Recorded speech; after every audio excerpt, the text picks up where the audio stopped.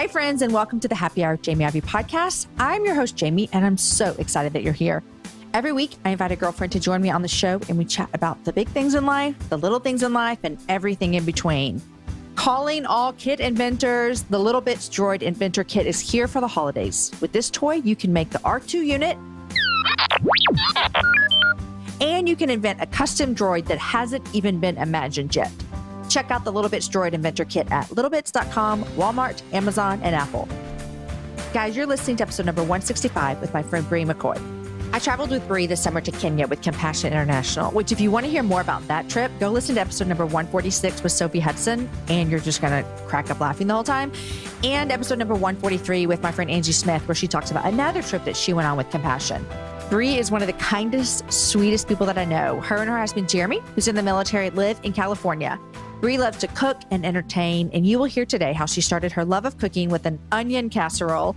Her story of how their small group finally broke down barriers and went deep with their time will encourage you to bring people around your table and into your home. Being married to someone in the military, she knows a thing or two about seasons and allowing God to grow us in those times. Listen to what she says. God did not create our lives to just be put on hold for seasons. God's bringing us through seasons for purpose. And so we need to give him everything we have, no matter what season it is, and not make an excuse. And it's hard, but it's good. Bri's been through different seasons of her life, and you're going to love the way she talks about that. We also talk about recipes and cooking and traveling and what countries she loves. We talk about our time together when we were in Kenya. And we also talk, she brags on my son Deacon at the end. Super, super fun. And we're going to give you some good podcasts to listen to at the end. Guys, today's November 1st. You made it. We made it to November. I hope you made it through Halloween without eating too much candy or losing your mind over your kids eating too much candy. Or maybe that's just my problem. You guys, November is jam-packed around here for us. There's 3 birthdays in the Ivey household this month. I'm traveling to Guatemala soon with Noonday Collection. Thanksgiving is this month. My friend's 40th birthday, plus a getaway planned for my man and I. November's busy. It's also going to be full of great guests this month. Today's Bri, and then next week we have 2 guests on the show. First is my husband, Aaron, who is the only man I'll ever have on the show unless George W. comes around and says yes. And then the second half of the show is my friend. I like how I use that word when I tell you who it is. My new friend, Kathy Lee Gifford. Yes, you guys, I was able to interview someone off of my bucket list, Kathy Lee Gifford. Guys, and because it's November, it's time to pack Operation Christmas Child shoeboxes. Their National Collection Week is coming up November 13th through the 20th. And by packing a shoebox full of simple gifts, you can share the good news and great joy of Jesus Christ with a child in need and teach your own kids about giving. Since 1993, Operation Christmas Child has delivered more than 146 million, you guys, 146 million shoebox gifts to children in over 160 countries and territories. And this year, Operation Christmas Child hopes to collect enough shoeboxes to reach another 12 million children. I told you guys last week that my mom makes a ton of shoeboxes a year. Most of the time, she takes some of her grandkids with her and lets them pick out things for the boxes. It's super fun for them. It's super fun for her, and she loves giving back to them. Visit jamieivey.com/OCC for gift suggestions, tracking labels, and to find a drop-off location near you. And help spread the word by tagging Operation Christmas Child on social media. Guys, if you forget that link, don't worry. I have it over up on my webpage. All right, you guys, here is my conversation with Bri McKoy. Hey, Bri. Hey, Jamie. Welcome to the Happy Hour. Thank you so much. I'm so excited to be here. I'm so excited that you're here in Austin, Texas. I love Austin. I'm not leaving. I hope Jeremy comes and moves here. Would you move here with your man? I would. The food, the people, the town, I'm not leaving. Now, you live in a really cool place, though. I do. So there's something really appealing about where you live. It sounds dreamy to me. It is. Hermosa Beach, California is gorgeous. The beach is right there, and you can walk everywhere. I love it so much. I basically just love everything. You just want but 2 houses and 2 spots. Is it too much to ask? Is it too much to ask to be Oprah and have homes in more cities than one? I've never been to your town, but it sounds dreamy. And I'm glad you like my town. Okay, why don't you tell everyone just a little bit about you and what you do? Yes. So I have my hand in a few things. The first is I'm a food blogger. I blog at oursavorylife.com. And my passion for cooking really first came from a place of needing to feed myself and my husband. And then second came from a place of loving to bring people around a table and find community and fellowship. And so I just started creating recipes that were easy and people could use. And then the other thing I do is I actually lead our Compassion blogger trips for Compassion International, which you know about because you went to Kenya. I went with you, yes. Yes. So that's really fun. I get to connect with bloggers and podcasters and influencers and take them to see Compassion's work. And then they get to share what they're seeing. That's amazing. Okay, so today I want to talk with you about food. Yes. Thank you. Creating space around your table. It's something that Erin and I both love as well. What you didn't mention and what I also want to talk about is being a military wife. Yes, because I've had a handful of military wives on the show. And then I also want to talk about traveling and compassion. Okay, This all sounds amazing. I set up the whole show right now. I love it. Okay, so let's start with food. Yes. I love to eat, and my husband loves to cook. And so I have the best case scenario. You love both, I think, right? Love. I was with you. You like good food. Yeah. Love. So you love to cook and to eat. So did you grow up like this is what I'm always curious about. Did you grow up in a family where your mom's like, Bri, come cook with me? That is such a great question because I actually come from a really long line of women who love being in the kitchen. My mom and her sisters actually owned a bakery for a long time. My grandma and my great-grandma always brought us all to the table. But when I was growing up, I never wanted to be in the kitchen unless I was eating. Yeah, I like that. Yes. It's like I always conveniently showed up when the meal was just finished. Right. And what's amazing to me is my mom has this spectacular legacy with passing down these recipes and all of these cooking techniques that she's learned over the years. And she never pressured me to get into the kitchen. And I really never wanted to. I thought it was a waste of time. I thought this is going to make a mess in the kitchen and then I have to clean up the mess. True story. Yes.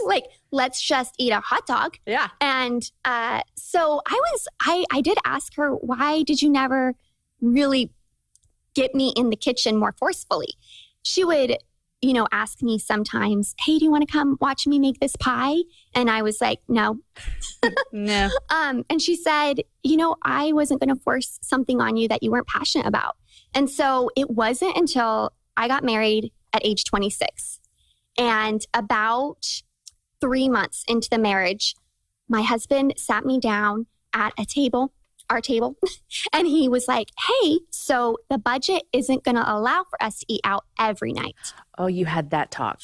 That talk. Okay. To which I responded, so we will starve. The only other option, Jeremy, is we're not eating. Yeah. And I was so serious. I was like, what are our options? Like, what are we going to do? How are we going to eat? And he so sweetly was like, what if we get a cookbook and cook some meals together? And so I was like, okay, yeah, let's do that. And the first probably year of me cooking was disastrous. Like you hated it or your meals were awful? Both. Okay. So I was very exhausted. We both had really demanding jobs. We both traveled a lot. So I would get into the kitchen just tired and also no groceries because I didn't grocery shop. And one of the first meals I made was onion casserole because we only had a bag of onions. How is onion casserole? It's disgusting. It is literally just onions and cream. And I thought, this is how much I did not know about cooking. I thought onions baked in the oven will be dinner. Okay, yeah. It's not a side dish. I mean, It's a side dish. It's a side dish. With some turkey or something and dressing. Yeah. Yes. And also I should have probably, added spices, which we did not own. Oh, you sound like me cooking. When I cook, Aaron comes in and adds all the spices and that he makes it better. Yes. Yeah. Spices are amazing. Yes. And so we sat down to that meal that night and I thought, I've done it. I can make dinner. And we both took a bite and it was disgusting. We threw it away, even though I tried to pawn it off on some of his coworkers. And he was like, don't. We need to have friends, Bri. Yeah, don't give our old nasty food to people. Exactly. So, but I just kept showing up to the kitchen and I call my mom every day for a year at like 5 p.m. Mom, what am I supposed to do? This is what I have. Tell me what to do. And then one day we started having his friends over, which, as you mentioned, I'm a military wife, and a lot of his friends were single guys. And so we were just having them over, and I started to hear them say, "Oh, thank you so much. I haven't had a home cooked meal in such a long time." And that's what started me thinking, I want to do this. Yeah. Put a little bit more effort into it. And then you did, and then you fell in love with it. Fell in love. Yeah. That's kind of, Aaron tells a story. People ask me all the time, how did Aaron start cooking? And it was out of necessity. He didn't like what I was making. And so I said, well, what can you do? You know? And then he fell in love with it. And so he reminds you guys, people that love to cook, like they don't need a cookbook. They can just walk into the kitchen, take a little quick survey, and just make some. Like last night we had like curry, some kind of curry. Like I wouldn't even know where to start with curry. Like it's so daunting, but to him it's just like, it's easy. Like he just does it. And so I see that with you too.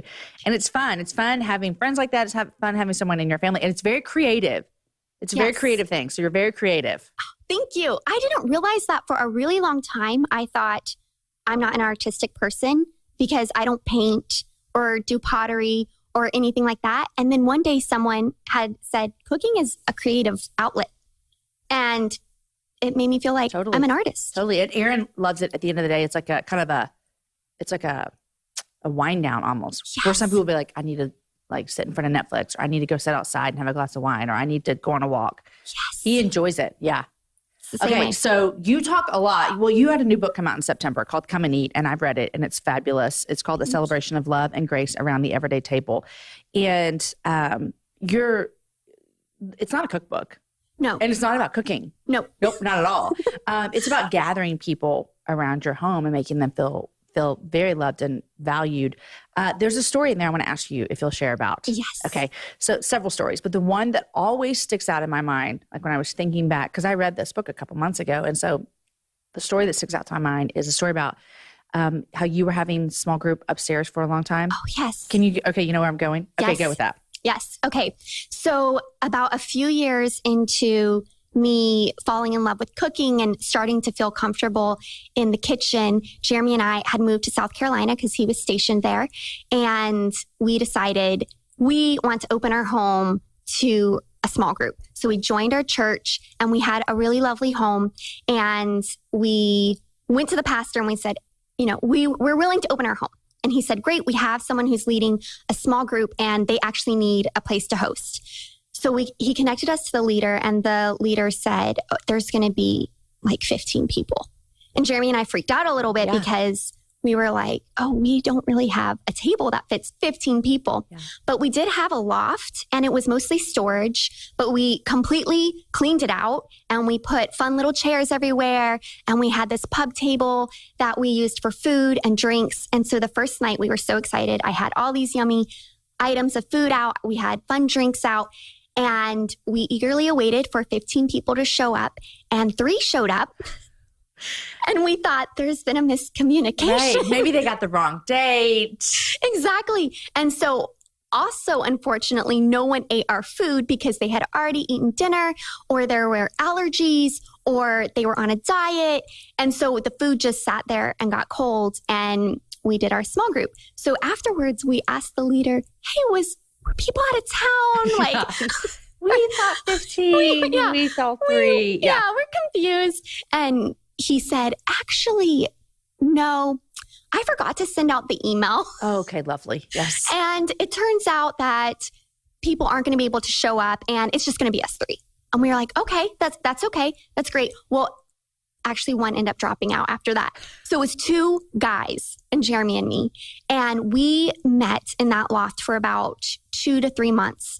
And we were going nowhere. Yeah. I mean, by the end of the 3 months, we probably knew each other's favorite weather and food preferences. Yeah. Were you still cooking there's 4 of y'all. I had stopped because they weren't, they were coming over around 7:38 is when the leader had set the time. And so Jeremy and I were really discouraged by it. And we just felt like we're not doing life with these people. We're not sharing our hearts. Do we just shut it down? Do we say thanks, but we're out? Yeah. And as we prayed, we really felt the Lord telling us, be faithful with the small. And so Jeremy and I brainstormed a little bit and decided, you know what? We're we're here. God has us here for a reason. He has these 2 men in our home for a reason. So let's serve them a meal and just see. Let's just go from there. So I emailed the leader and the other gentleman and said, can you all come at 7? I'll cook food. You all don't have to do anything, bring anything, and let's just start there. And the first night that they came to the table, oh my gosh, Jamie, the stories we learned from, they were going through some really hard things, divorce and miscarriages with one of the men's wife. And for 3 months, you never heard that? Never heard that story. Like this one gentleman was in the midst of the divorce. Never heard. And he had been showing up at your house for 3 months and it never felt comfortable enough to say that. Right. And then the minute I gave him spaghetti. Yes. Is that what you made? Yes, I made spaghetti. It's the first meal. If you are coming to my house for the first time, you are getting spaghetti.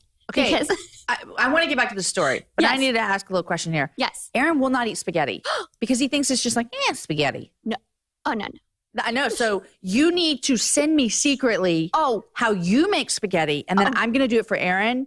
Yes. And be like, I just made spaghetti. Do you want some? And he'll probably be like, And then I'll give it to him, and he'll just be like, what happened? Yes. Okay. Yes. And it's in the book. Oh. It's in the book. And I could do a little fun spin on it, but I still make it weeknight because it's more like bolognese. So which can be really take hours. I don't even know what that word means. Oh, it's FYI. Italian. It's like Italian meat sauce. Yeah. Bolognese. Okay. And it can take hours. In Italy, but I make it 30 minutes. Okay, good. Yes. Okay, I'm going to, if it's in here, I have the book right here in front of me. I'm going to do it. Yes. Okay, so you make him spaghetti. Yes. And then all of a sudden, they're opening up. They left, and Jeremy and I were literally in awe. And we were like, the only thing we changed was the setting. We took them from the loft to the table, and we gave them some food.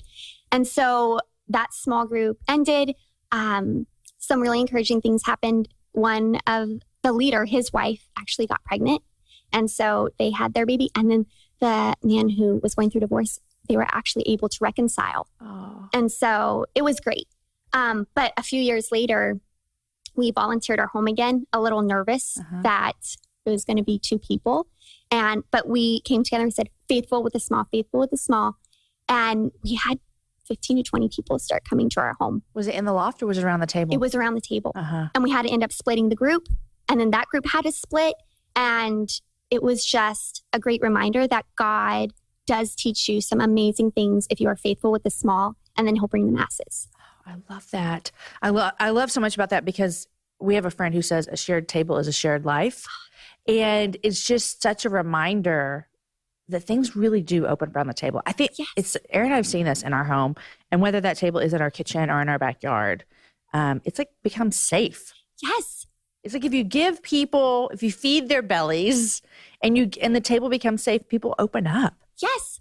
I feel like the fork is the most unassuming microphone. Oh. Give someone a fork and they're gonna share their life with you. I like that. Yes. It happens every time. Do you eat your spaghetti with a fork or a spoon? Are you supposed to? How do they do it in Italy? In Italy, they do it with a spoon and a knife. Or spoon and a fork? Yeah, they twist it. Oh, yeah, you're right. Yes. I ain't got time for that. No, just give me a fork. Do you cut up your spaghetti noodles or do you twirl them on your fork? So I always think I'm going to twirl, but then it's too much. And there's always one string that didn't get the message. Yes. And so it's awkward. It's awkward. So do you cut? So then I have to cut. Okay. But I start out trying to be cool. And then I secretly am cutting. I used to cut my kids because they were little, obviously. And now I don't cut them that much. But if we're eating noodles like that and they start, kids at the table, I have some issues with sounds. And if they start slurping it or they get the big spoonful, I'm like, give me your bowl and cut it up. And they're like, Mom, I'm 13. Don't cut my food up. And I'm like, well, eat it the right way. So I find myself cutting mine up too. I love that so much. The things you learn. All right. So author, cook, blogger, military wife. Your husband was recently deployed. Yes. In fact, we were in Kenya together in June and he was gone. Yes. So you guys were kind of on the same side of the world, but not together at all. Yeah. And you couldn't even talk really. Right. Because the time zone helps your communication. Am I right? Yes. Okay. So how long have y'all been married and how many times has he been deployed? Okay. We have been married 6 years and Mm-hmm. in our marriage, this was his second deployment. Okay. But how many times total for him? 3 times. All right. So when we were dating, we met and then a month later he deployed for 6 months. Oh. So our relationship. And you were like you said, hey, I'm in. Yeah. Okay. And so you learned quickly. I learned quickly. Yeah. But I will tell you, we have got communication down.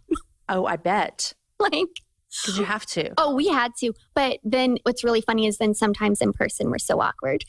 I'll just text you. You're like, I'm going to just call you on the phone real quick. So y'all talk on the phone well. Yes. But in person, it's like, wait, you're here? Yeah. Yeah. When he got back from his deployment at the end of summer, I just kept turning over my shoulder and thinking, oh, he's here. He's here. Yes. It's weird. Yes. Has anyone given you like any great advice on how to deal with coming and going of the husband? Yes. Okay. What's the best thing? The best advice, and it actually came from the military, and they told it to Jeremy and Jeremy told it to me. And they said, she has established a new normal and you have established a new normal, and you have to acknowledge that. So when you guys come back together, you have to work on bringing back a normal that you both are operating in. And it was so true. When he first told me that, I felt like, no, we're married. Yeah. But he came back and it really was like, I was acting like a bachelorette again. I'm like, I have, drinks with my girls tonight and drinks with my girls tomorrow. Uh-huh. And Jeremy was like, also, I'm coming home from work. Right. Yeah. Yeah. So it's very intentional to bring our lives back together. I'm sure that takes some getting used to the first couple of weeks. Yes. Yeah.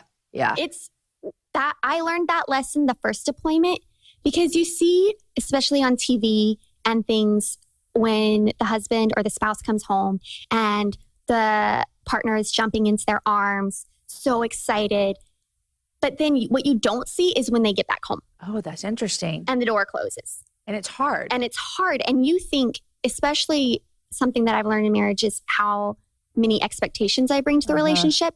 And the amount of expectation you bring to a relationship when your husband is deployed is insanely large. And so when he got home from his first deployment, I just thought there were going to be fireworks. Yeah. And lots of stuff. Yeah. Happening. Lots of sex. Lots of sex. Like I thought, lots of sex. Yeah. And it was more like, it's like you're coming back to get, yeah. No, it's like, we don't think about that. It was and there were a lot of tears and just a lot of, why is this awkward? Yeah. And why does this not feel normal? Uh-huh. And so. You get used to living where your husband's not there. Yes. And that seems weird. Yes. But I can see what you're saying. Yes. Yeah. And you have to take those expectations down. And Jeremy, what's really interesting, he was trying to be so, something that the military tells them that I don't know is great advice is they were telling him, be a little standoffish in a way, like respectful. Okay. But I'm not thinking. No, you're like thinking he just can't keep his hands off you. Yeah.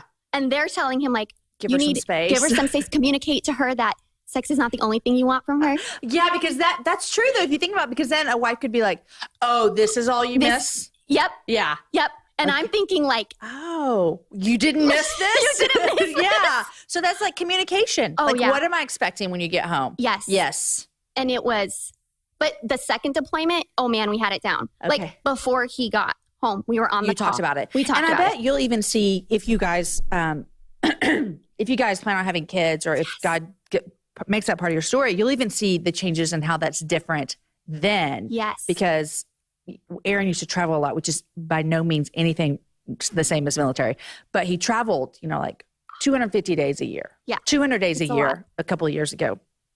Well, about 10, 12 years ago. And I had 2 little kids.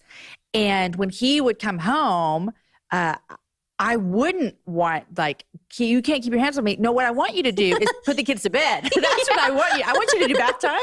I want you to make us dinner, and I want you to take the kids to preschool tomorrow because I'm sleeping in. But, so it was just a little bit different. True. But it's even different now with the kids being older. You know, like I just need like that partner, that communication. I need a helper.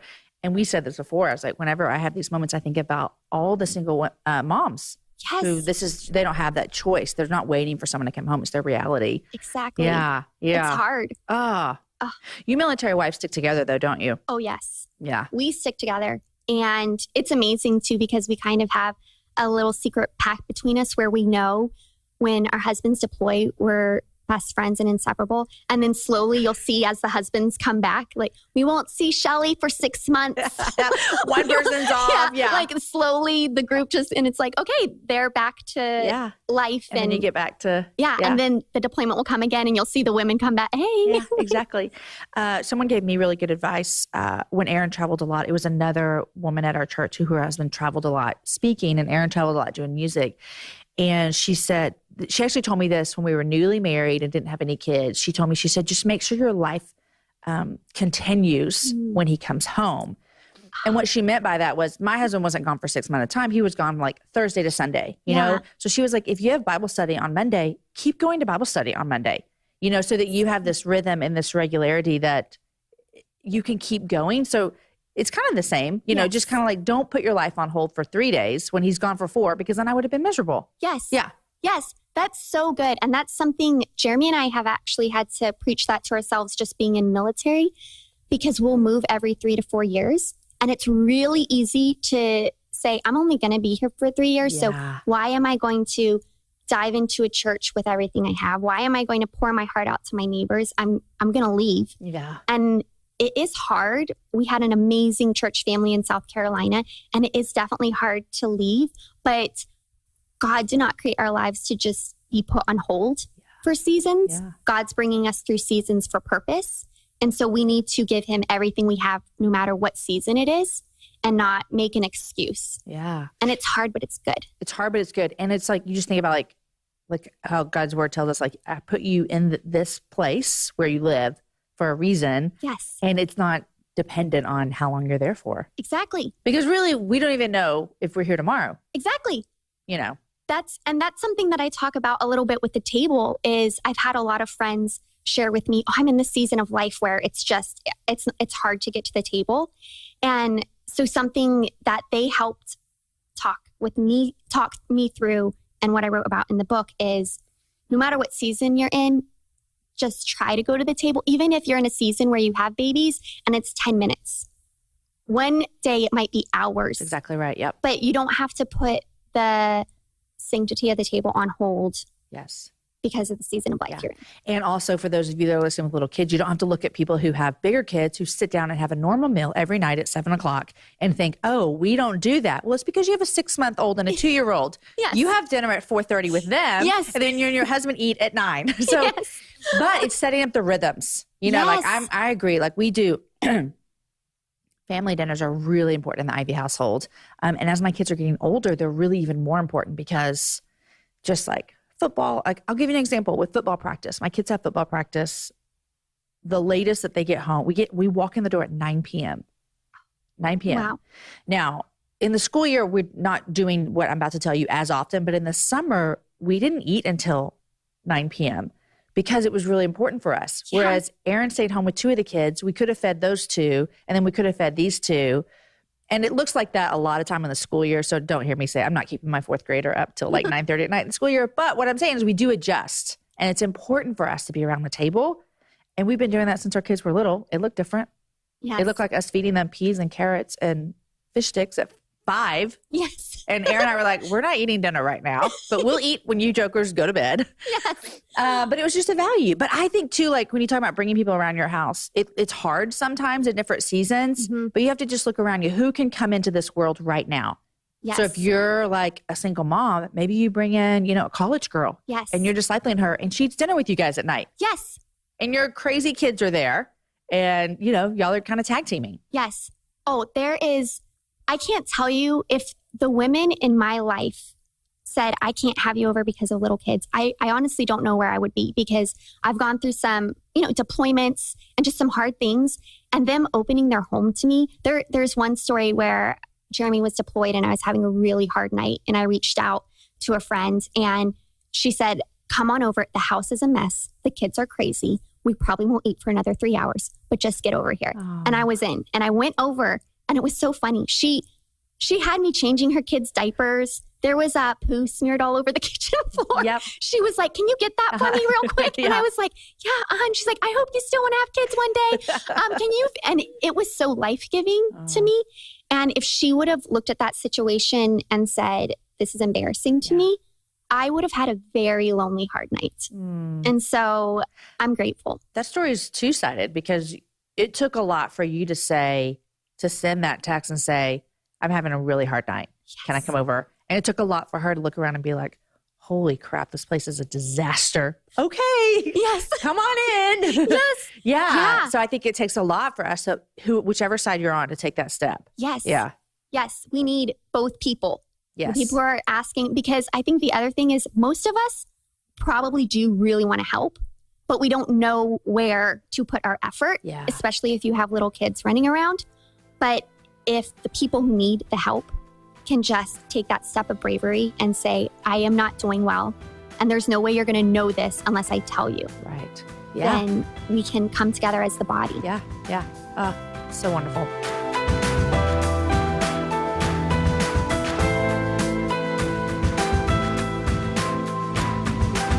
All right, guys, I am loving this conversation with Bri about different seasons and still inviting people into your world. It's real life and people want to be a part of that. While we take a break in the show, I want to thank our sponsors. These people make the happy hour possible. First is Virtue. Virtue Labs is a new hair care brand with the goal of giving everyone the best hair scientifically possible. All thanks to an incredible new protein, alpha keratin 60KU, which was discovered 6 years ago by a group of bioscientists working in restorative medicine. Unlike most hair care products, which are sourced from animal byproducts, alpha keratin 60KU is a whole human protein that's identical to the keratin in your own hair. What this means is it has the power to resurface and fill in cracks from the damage to change your hair's quality and appearance forever. That means more bounce, more shine, more strength, and more life for your hair. And now you can only find it in Virtue Labs line of shampoos, conditioners, and styling products. Not to mention, you guys, that each Virtue Labs product is formulated to address specific hair issues like heat damage, frizz, or thinning hair. You're going to notice a difference after the first wash. I've been using Virtue Labs hair care products for a couple of weeks now, and I am really, really loving it, especially as the air starts to change outside. Ready to experience it for yourself? You guys, Happy Hour listeners, can try Virtue at 10% off and get free shipping with the code Happy Hour. Visit virtuelabs.com to place your order. Use the code Happy Hour. Because you guys, it's time to start treating our hair with a little more humanity. It's time for Virtue. Guys, I also want to thank Ring for sponsoring today's show and making the Happy Hour happen today. Ring's mission is to make neighborhoods safer. Today, over 1 million people use the amazing Ring video doorbell to help protect their homes. Ring knows that home security begins at the front door, but it doesn't end there. So now they're extending that same level of security to the rest of your home with the Ring Floodlight Cam. Just like Ring's amazing doorbell, Floodlight Cam is a motion-activated camera and floodlight that connects right to your phone with HD video and two-way audio that lets you know the moment anyone steps on your property. See and speak to visitors, even set off an alarm right from your phone. With Ring's Floodlight Cam, when things go bump in the night, you'll immediately know what it is. Whether you're home or away, the Ring Floodlight Cam lets you keep an eye on your home from anywhere. Ring Floodlight offers the ultimate in-home security with high visibility floodlights and a powerful HD camera that puts security in your hands. With Ring, you're always home. Save up to $150 off a Ring security kit when you go to ring.com/happy hour. Ring.com/happy hour. Again, to save $150 off a Ring security kit, go to ring.com/happy hour. Okay, guys, now back to the rest of the show with Bri, where we talk about compassion, and I tell you about how I thought my life would just be complete if I could get on a compassion trip. Here's the rest of our conversation. Okay, so another thing that you have your hand really heavily in is compassion. You told us you lead their blogger trips, which people have, since I went in June, people are like, how do I get on this trip? How do people get on these trips? That's amazing. Okay, so you can go to compassionbloggers.com. And you can fill out a form, actually, and it comes to me. And I take that form to the committee. We have a committee. So there's a lot of different things we look at. So you did that with me? Yes. You're like, hey, what do you think about Jamie Ivey? Yes. And they were like, was it like a 2-3 vote or something? Everyone was like, yes. Actually, we were like, will she want to come? Oh, we love compassion. So they could go apply. Yes. Apply. I'll get the application and I'll take it to a committee. And we only take 2 trips a year, so it can get backed up, but you should still apply. Yeah, I think you should still apply. I'll still apply for sure. So we met and we talked about Compassion Blogger Trip. And I think I want to share this story real quick. I think I told you this before. When we lived in Nashville, and Sean Groves was leading the blogger trips. I mean, y'all been doing these trips since Almost 10 years. Almost 10 years. And we've lived in Austin 9 years. Yes. So they must have just started right before we moved. And I remember following them and I thought to myself, and I had a blog that was basically just like me updating people about my kids' lives, right? And talking about adoption, how we all started blogging, right? But I used to think, I want to be on this trip because we had been Compassion supporters. My husband had been on Compassion trips. He talked about it on the stage, like, okay, so we're in, right? And I applied like 17 times. Okay, that might be an exaggeration, but I did apply a lot and I never got invited. And I used to think, my life will be complete if I can get on a Compassion blogger trip for 2 reasons. I love Compassion and I love traveling. And so put them together. And I love telling people about how they can help needs in the world from their home. And so funny story is about a year and a half ago, I got invited on a trip and I couldn't go. And I was like, it doesn't work with like my life and my thing. And I remember I had this really sweet moment with God and I could cry. It's so dumb. It's only my emotion here. But I had this really sweet moment with God where he was like, that's not your end goal. Mm-hmm. And look, like this is something that you thought you wanted for so long. Mm-hmm. And now it doesn't even work in your schedule because I have you doing amazing things. And he's like, just don't worry. I have more. And like, it was almost like he was saying that you're doing what you're supposed to do. Compassion blogger trip is not your end goal, what you're supposed to do. And so I giggled about it when I told Aaron and a couple of my girlfriends like Maris and Laura and them, they lived with me in Nashville and they knew because I would always be like, does anyone know Sean Groves? And Maris's husband did, whatever. But I did get to go with you guys this summer to Kenya and I got to bring my son Deacon. Oh. And so if you guys are listening, you can go back and actually listen to an episode. It's episode number 146 where Sophie Hudson comes on. And we actually, because Sophie Hudson was with us, Boo Mama online. And we talk about the trip. And so, also you can listen to 143, Angie Smith. We talk about Compassion. So I have been talking a lot about my story. How did you get involved with Compassion? Oh, that's a great question. So I actually was doing some mission work in Thailand and I came back for a little bit and I thought, I am just going to make that side money and then get back to Thailand. And so I went to Compassion because I'm born and raised in Colorado Springs. I was living in Colorado Springs. Compassion is in Colorado Springs. And I just wanted to do a stint. So I came on as an on-call person for a few months. And within 1 month, I had completely fallen in love. I was like, no, I'm not leaving. I felt God completely shift the path I thought I was supposed to be going down. And so I applied and I, for a little while, was an assistant to an assistant. Okay. I need an assistant to an assistant. An assistant to an assistant. Right, I love it. And I was like, I will start anywhere. Like, I will mop the floors. This place is amazing. God's doing amazing things. I want to be a part of it. And so it was really amazing because at the time, Compassion had started to explode within employees.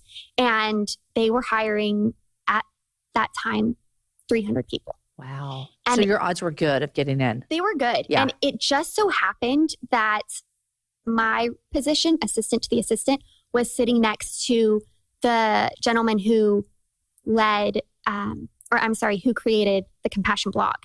And so we started talking about blogging and I had a blog. Because you were blogging Our Savior Life. Yeah. And so he basically said, I'm hiring you. And so I really started working in the social media department. And then Sean Groves needed a co-leader.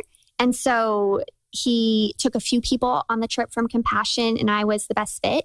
And so I started co-leading with Sean and now I'm leading them. And now you're leading them. Yes. What a fun job. So where is one of the favorite countries you've been to? Not because of Compassion, but because of the country.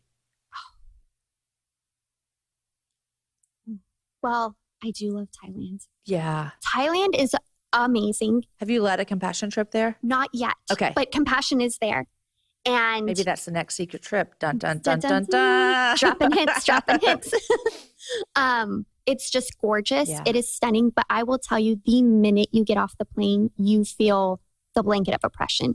It is some of the hardest things that I've seen. And I talk about this a little bit in my book. Yeah, you do. Where I thought, I'm here. The minute I got off the plane, I'm here. I'm in Thailand, getting these women out of prostitution, jump in the car, let's go. Done. And it is such a web of injustice that you don't even know where to begin once you enter. It's a really hard place to be, but there needs to be light there. Yeah. And so I'm so grateful compassion is there. Yeah. Have you been to South American countries on your trips? Okay. Yes. Guatemala? I haven't been to Guatemala, but I've been to Ecuador. I'm going to Guatemala soon. You are? Mm-hmm. Where are you going to Guatemala? I'm doing a trip with Noonday. Going down there with Jessica. I've wanted to go. You'll be. It's going to be amazing. Like we're designing a piece of jewelry. Stop. It's coming out. It coincides with my book. I mean, it's fun. It's fun. That is so exciting. I know, right? So I'm exciting. I'm going to follow along so because exciting. I want to go to Guatemala. Yeah, Guatemala, I've heard is beautiful. Yeah. I've heard that. Well, when we went to Kenya this summer, it was my, that's my third country I've visited in the continent of Africa. And to bring my son with me was really, really, really special. So I was so thankful that you guys let Sophie and I bring her son and one of my boys. And it really impacted him. I'll tell you this, just this summer we were walking on a trail here in Austin, the Greenbelt. And we're walking besides this creek, river, lake, something. And normally we go swim there. Anyhow, we're walking along and I'm like, oh, look, there is no water in here. These are the rocks we jump off. We normally swim here. And I was like, we're in a drought. We need rain. And Deacon's like, Mom, we don't really need rain. Like Kenya's in a drought and they really need rain. And it was this moment where I was like, that was so cool for me to hear him say that, because since we've been back from Kenya, we get the emails from Compassion and they told us this when we were there. They need rain. And they need rain like they need rain. Yes. Like we need rain in Texas, but no one's dying. Right. I drink water every day. I let my shower run way too long, and so it was just a moment where I was like, man, thank you, God, for impressing that on his little heart, that he knows there's people around the world that have very, very felt true needs that we don't get. Yeah. Yes. I loved having those boys on the trip with me. And I have to tell you that I had a co-leader, but Deacon was my co-leader.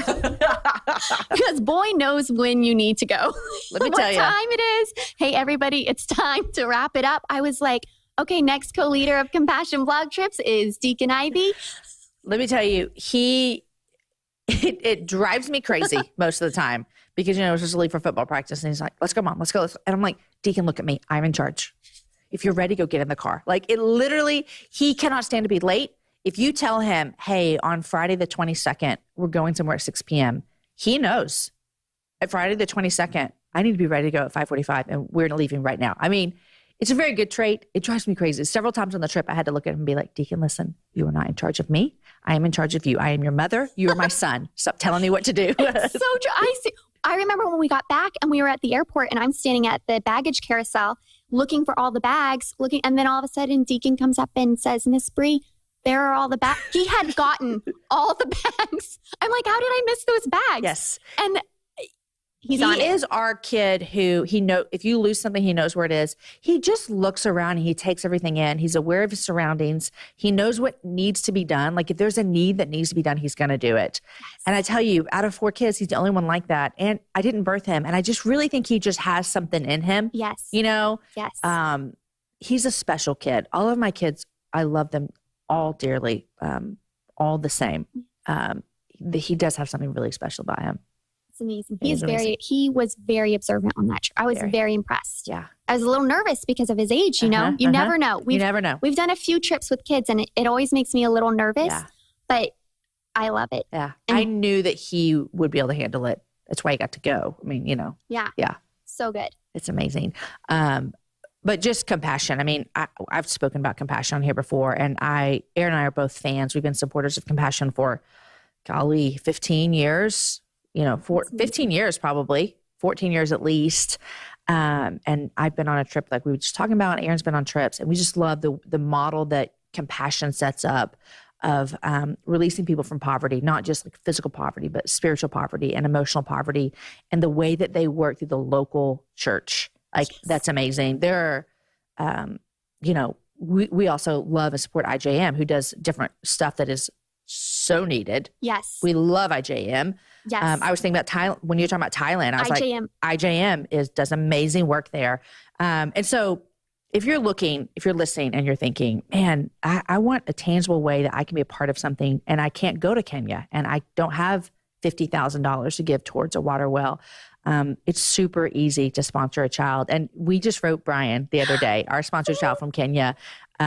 We have 3 sponsored children through Kenya and we write them and we've now met all of them, which is so not normal, but wow. I know. Aaron's met 2 of them and I've met 2 different ones. Yeah. So it's crazy. That's amazing.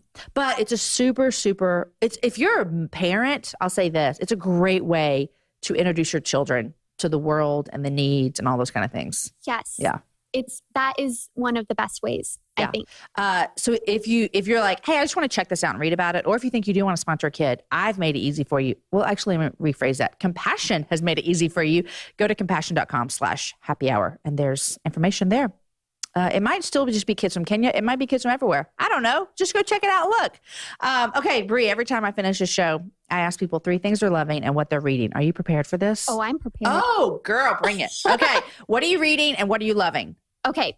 So I am reading right now any book about Mount Everest. Are you climbing it? And K2? No, nor am I climbing anything. Oh, but what's intriguing you? I am so intrigued by these human beings who have this passion and desire and gumption to get up a mountain that kills a lot of people. Yes. Like, it is no joke. I get a little cold and I'm like, shut it down, Jeremy. Right. We gotta go back. I'm just really inspired and also curious. I just cannot get enough. If you saw my Goodreads profile, it's like Everest, K2, Everest, K2. I can't get enough. Do you think you could ever do it? No. No, it's a no. No. Yeah. There's no way. In fact, someone said, well, you could get to base camp, which I think is 14,000 to 18,000 feet. And I'm like, I don't think so. No, you don't want to do that either. Yeah.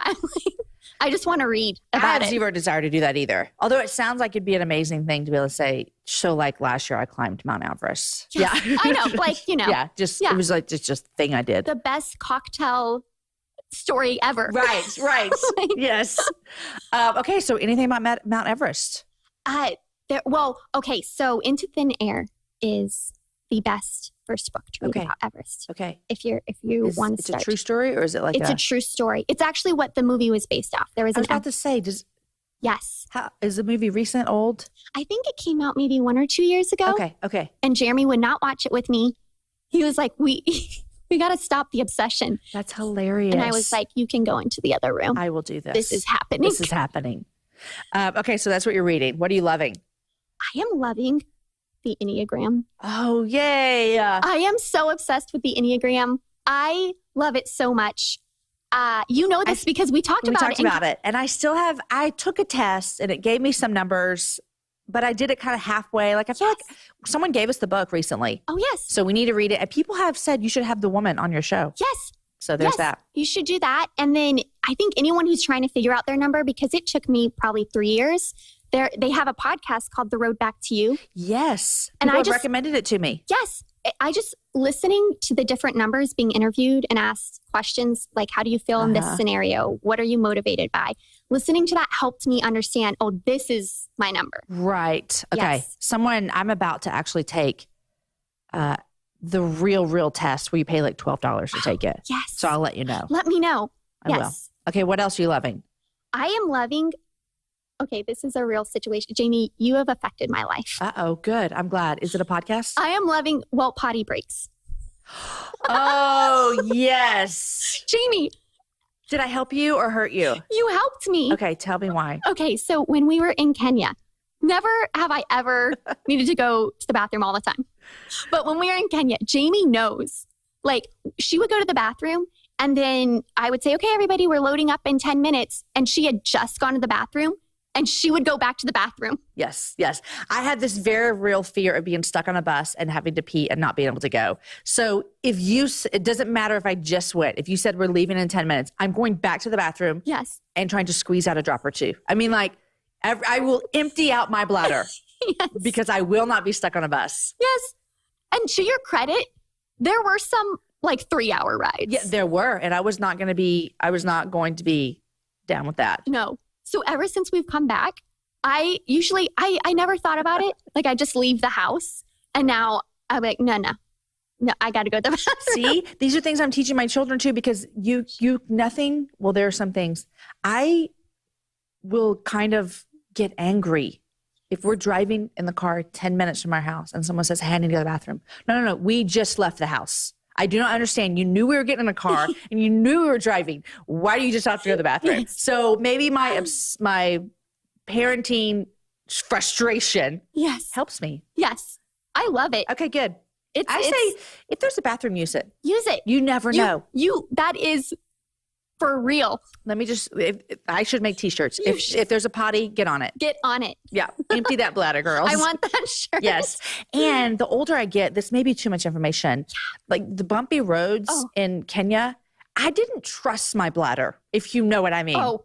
I didn't trust the leaks or anything like that. And so I needed to make sure we were empty. It was a situation. Yes. Yeah. It was a situation. I feel like I might get dehydrated before I drink a water bottle on those roads because I didn't want it coming out. Oh my gosh. It was, I totally am there with you. I was like, oh my gosh, nothing has ever shaken so much. Yes. Oh gosh. You should hear Sophie talk about it when she came on the show. It was hilarious. If you have not listened to the episode with Sophie when she came on to talk about our trip, it's hilarious because we talk about this road trip that we went on. Okay. Enneagram, potty breaks. What else? Code Switch podcast. Oh, I don't know this. This is an excellent podcast. It is about racial reconciliation, and all the journalists are journalists of color, and they really bring it. I mean, it is sometimes uncomfortable for me to listen to because it can be very convicting. Okay. But I have learned so much. If you have any questions, like, is this appropriate? Is this PC? Is saying this to a person of color okay? They will tell you. And it's so good because I have learned so much about things that I did that actually turn out like, that's not okay, Bri. Yeah. Like, it's not okay that you're saying that or that you're doing that.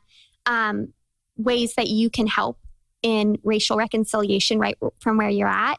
They cover amazing stories. They give amazing statistics. It has completely opened my mind to things that I was very ignorant to. Okay. I love it. I just added it to my phone as you're speaking because I love stuff like that. NPR puts it out, so it can't be bad, right? Okay. Can I give you a podcast since you gave me one? I'm obsessed. It's not about racial reconciliation, although I listen to several podcasts that deal with that. It's called Ear Hustle. What? Ear I've not Hustle. heard of this. Okay. Everyone needs to find out about Ear Hustle. It is, I'm going to read about it real quick. It says, Ear Hustle brings you stories of life inside prison, shared and produced by those living in it. That's what's cool about it. Yes.